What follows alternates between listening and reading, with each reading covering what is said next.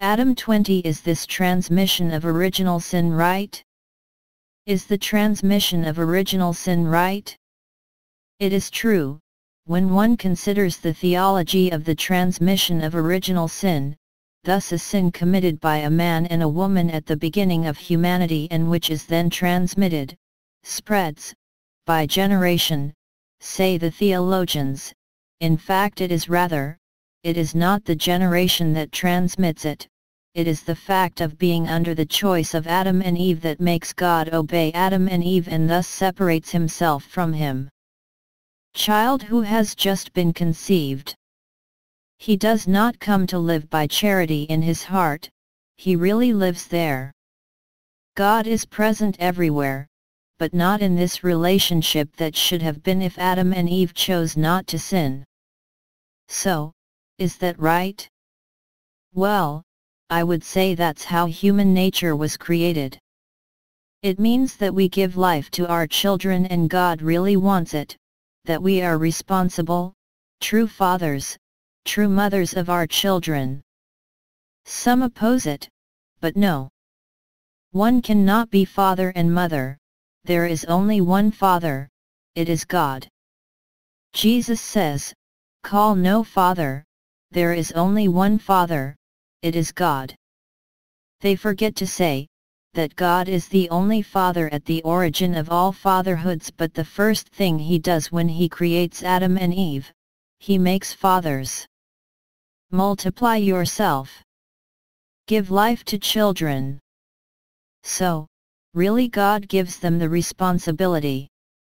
Adam and Eve, perfectly lucid, perfectly masters of themselves, choose what they consider best for all their descendants. And in the same way as if we choose for our children what we consider best, such as not baptizing them, so that they do not have this presence of God, very small, who is perhaps to be a lack of respect for their freedom.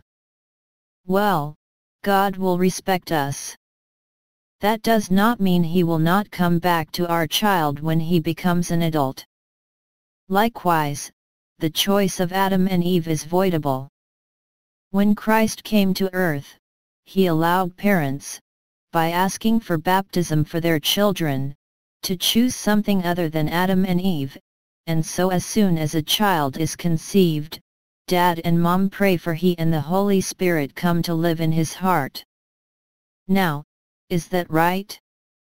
Well, it is the wealth of the human being that this responsibility of the parents over their children. As to whether it will hurt the salvation of these children when parents make bad choices, we must reassure right away. God, truly, gives, at a given moment, total freedom, based on his past, his earthly life, but the total freedom that makes him who damns himself, cannot do it because of bad conditioning of his childhood.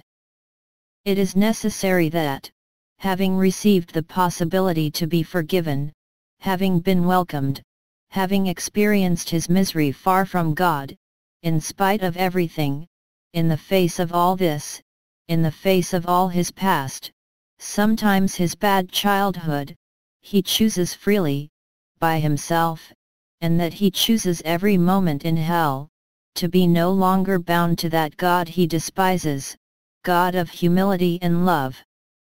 So, we will be filled with justice in the end, but at the end of the end, in the general judgment, we will see this justice.